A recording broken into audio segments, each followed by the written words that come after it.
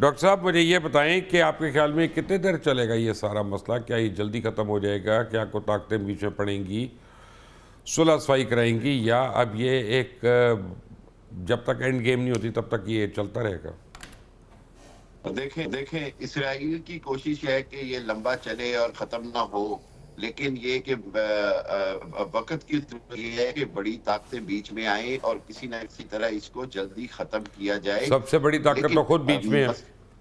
مسئلہ یہی میں کہہ رہا ہوں، مسئلہ یہ ہے کہ جو بڑی طاقت ہے وہ اپنا مقاصد حاصل کرنے میں ناکام ہوتی نظر آ رہی ہے. میں نہیں سمجھتا کہ وہ بہت جلدی وہاں ریجیم چینج میں کامیاب ہو جائیں گے، یا بہت جلدی وہ ایران کی ساری ایٹمی تنصیبات پہ کوئی قبضہ کر لیں گے یا ان کو تباہ کر لیں گے. تو اس وجہ سے اس جنگ کو میں اتنی جلدی ختم ہوتے نہیں دیکھ رہا، بلکہ خدا نہ خواستہ اگر کسی ایسی سٹیج پر آ جاتا ہے جہاں پر دوسری طاقتیں اس میں شامل ہو جاتی ہیں تو وہ بڑی خطرناک صورتحال ہے.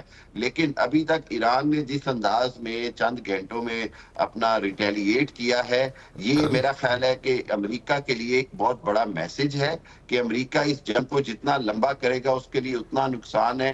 یہ اس کو عراق اور افغانستان اور ویتنام سے بھی مہنگی پڑے گی جنگ. امریکہ آلریڈی جو اس کی وہ جو نیو ورلڈ آرڈر میں جو واحد سپر پاور کی حیثیت تھی وہ اس کی پہلے سے ختم ہوتی نظر آ رہی ہے.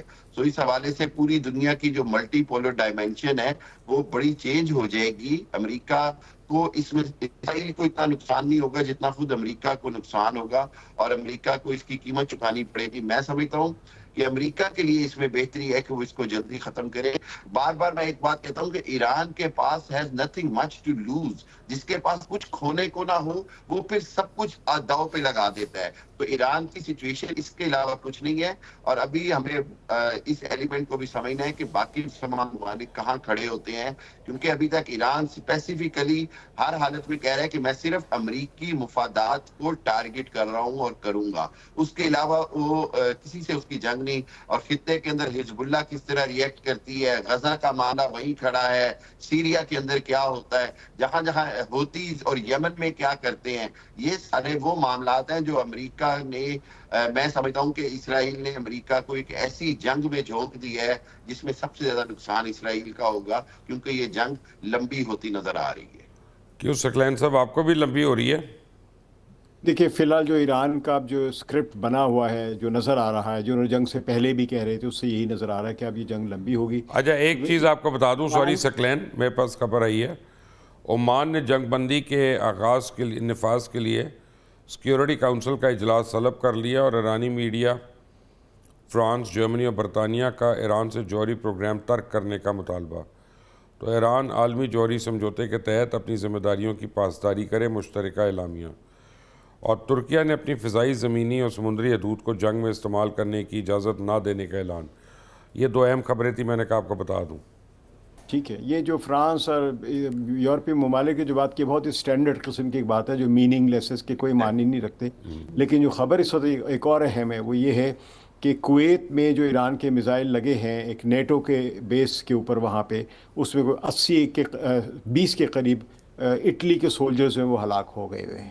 تو اب ہلاکتیں جو ہیں فوجیوں کی بھی شروع ہو گئی اور نیٹو کی ہوئی ہیں. ابھی امریکی فوجیوں کی بھی آپ کو اطلاعات ملیں گی جو کہ ظاہر ہے ابھی کھل کر نہیں آ رہی ہیں. ایران کی جو اپنے جو سویلین کیجولٹیز جو اب تک ہوئی ہیں ادر دین دا اسکول، جس کا ہم نے بتایا 51 بچیاں ماری گئی ہیں وہاں پہ. جو دوسری جو انجمن ہلال احمر جو ایران کی ہے، اس نے جو اب تک بتایا ہے وہ یہ ہے کہ تقریباً 30 کے قریب ہوئی ہیں. اور ساتھ انہوں نے کہا کہ ایران کے جو 20 صوبے ہیں، یعنی کل صوبے ان کے 31 ہیں، اور 31 میں سے 20 صوبے جو ہیں they have been directly hit by American and Israeli missiles. تو اور روس نے اس دوران یہ کہا ہے کہ یہ مذمت کی ایک تو امریکی حملے کی جو ایران پر ہوا، اور ساتھ ساتھ اس نے کہا ہے کہ اگر امریکہ نے اور اسرائیل نے ایران کی جوہری تنصیبات پر، وہ شہر پہ خاص طور پہ حملہ کیا جہاں پہ جو روس کی مدد سے بنایا گیا تھا، وہاں پہ نیوکلیر پاور پلانٹ، یہ یورینیم انرچ کرنے کا بھی نہیں صرف پاور پلانٹ ہے. تو وہاں پہ انہوں نے اس نے اسرائیلی میزائلز وہاں پہ جا کے لگے جو انہوں نے جہازوں سے مارے اپنے فائٹر ایئر جیٹ سے. تو روس نے یہ مطالبہ کیا IAEA سے کہ وہ جا کے انسپیکشن کرے کہ جوہری تنصیبات کو جو نقصان پہنچا اس سے انسانیت کو کتنا بڑا خطرہ ہے.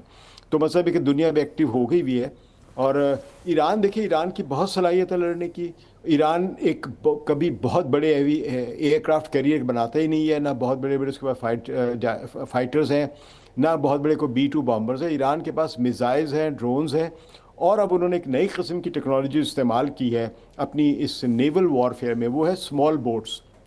یہ بڑی ایجائل، بڑی فاسٹ موونگ، بلکہ فاسٹسٹ موونگ یہ نیوی کی ایک سمجھے کہ چھوٹی چھوٹی بوٹس ہیں، جو ایک چھوٹے شپ، یعنی آپ اسٹیمر جو بڑا کراچی کے کیماڑی پر چلتا ہے اس سائز کی ہوتی ہیں. اور لیکن اس کی جو سپیڈ ہے وہ سمجھے 190 ناٹس تک جا سکتی ہے، اور ان سب میں میزائلز لگے ہوئے ہیں. تو یہ بڑی تیزی کے ساتھ، بڑی سرعت کے ساتھ یہ کسی بھی جہاز پر حملہ کر سکتی ہیں. پھر آپ کے چائنا نے جو ان کو میزائل اب دینے کا جو بظاہر اعلان کیا ہے، لیکن میرا خیال ہے یہ پہلے ڈسٹریبیوٹ ہو چکے ہوئے ہیں، مل چکے ہوئے ایران کو، وہ ہے MC-302. یہ بلٹس ٹائپ کے میزائلز ہیں جو سب سونک، یعنی آپ سے سپر سونک ہیں، یعنی جو آواز کی رفتار سے تیز سفر کرتے ہیں، اور ٹارگٹ بالکل پریسیشن کے ساتھ اپنے ٹارگٹ کو ہٹ کرتے ہیں. تو یہ اگر ایران مارے گا، اور جو ظاہر ہے وہ مارے گا، کیونکہ اب یہ نو ہولڈ بار جو ہے وہ یہ جنگ کی صورت بنتی چلی جا رہی ہے، جس طرح امریکہ نے اور اسرائیل نے. آج رات کو کیا ایکسپیکٹڈ ہے سکلین؟ آج رات کو میرا یہ خیال ہے کہ بڑا واضح ہے کہ دونوں طرف سے جو جھنڈ کے جھنڈ جو بھیجے جائیں گے، اور اس میں امکان یہ ہے کہ، کیونکہ میرا خیال ہے کہ دونوں نے یہ اندازہ لگا لیا ہے پہلے حملے میں کہ دونوں کی الیکٹرانک آئیز کہاں کہاں ہیں، یعنی ریڈار سسٹمز کہاں کہاں کام کر رہے ہیں، کس کس کو روکنا ہے. تو ابھی تک اگر آپ غور کریں، امریکہ نے F-22 ریپٹر استعمال نہیں کیے ہیں. اگر F-22 ریپٹر جب استعمال کرتا ہے تو اس کا مطلب یہ ہے کہ اس نے ایران کے ریڈارز کو ڈیٹیکٹ کر لیا ہے. تو جب وہ ریڈارز کو ڈیٹیکٹ کرنے کا طریقہ ہی ہوتا ہے F-22 ریپٹر کے پاس کہ وہ ایسی ویوز، جب بھی اس کو کوئی ویو ہٹ ہوتی ہے، فرض کیے ریڈار کی ویو نکلے اور وہ کسی آبجیکٹ کو جب ٹچ کرتی تو واپس اطلاع دیتی کہ یہاں پہ کوئی آبجیکٹ آ رہا ہے. تو F-22 میں یہ صلاحیت ہے کہ جب وہ ریڈار کی ویو آتی اس کو، تو وہ یہ ڈیٹیکٹ کر لیتا ہے پہلے ہی کہ یہاں پہ ریڈار ہے، یہ اس کی ویو آئی ہے، تو اس ریڈار کو واپس اس کے میزائل ہٹ کرتے ہیں. اس طرح کا ابھی کوئی کامیاب حملہ امریکہ نے نہیں کیا، لیکن اس کے برعکس ایران نے العدید میں ان کا ایک بڑا اہم قسم کا جو ریڈار تھا سسٹم، جس کا میں نے پہلے بھی عرض کیا 1.1 بلین ڈالرز کی مالیت کا، یعنی یہ بہت اہم ہے، جو پورے اس خطے میں اس کی جاسوسی کا کام کرتا ہے، اس کو انہوں نے تباہ کر دیا ہوا ہے. تو جنگ اب یہی ہے کہ پہلے کون کس کو بلائنڈ کرتا ہے، یعنی اس کی ریڈار کی آئیز کو ڈیٹیکٹ کر کے ان کو تباہ کرتا ہے. تو اب تک کی جو فیز ہے یا کہہ لیں راؤنڈ جو ہے، اس میں ایران کو یہ اسٹریٹجک کامیابی ہوئی ہے. باقی انسانوں، بچیوں کو مارنا جو یہ اسرائیل کا اور امریکہ کا ایک پرانا کھیل ہے. اسرائیل نے جتنے لوگ مارے ہیں غزہ میں، یہ دنیا کی ایک آپ کہہ لیں کہ انپریسیڈنٹڈ ایگزامپل ہے ہیومن ہسٹری میں، کہ اتنے بچے مارنے کے باوجود بھی مغربی دنیا میں آج بھی وہ مہذب ملک سمجھا جا رہا ہے. جناب مشرقی صاحب، بات یہ ہے کہ آپ ایکسپیکٹ کر رہے ہیں ایران کی طرف سے مزید گلف سٹیٹس کے اوپر ریٹیلیشن آج؟ بالکل، میرا خیال ہے کہ کیونکہ اس کی جو ابھی آج کی ریٹیلیشن ہے، جیسے کہ سکلین صاحب نے بھی کہا، بالکل یہ ایک بڑی پریسائز اور سکسیسفل ریٹیلیشن ہے جس کو وہ کنٹینیو بھی کرے گا، اور اس کے ساتھ میرا خیال ہے کہ مزید بھی ٹارگٹ کو چوز کیا جائے گا. دیکھیں، ایک بات تو ہے کہ ابھی تک امریکہ نے بھی اس انداز میں فضائیہ اگر استعمال کرے گا زیادہ، تو پھر زمین سے فضا میں مارک کرنے والے جو میزائلز ہیں ان کے جیٹ فائٹرز کو بھی گرانے کی صلاحیت رکھتے ہیں. تو اس حوالے سے ایران جو ہے وہ بھی مکمل تیاری سے ہے. اگر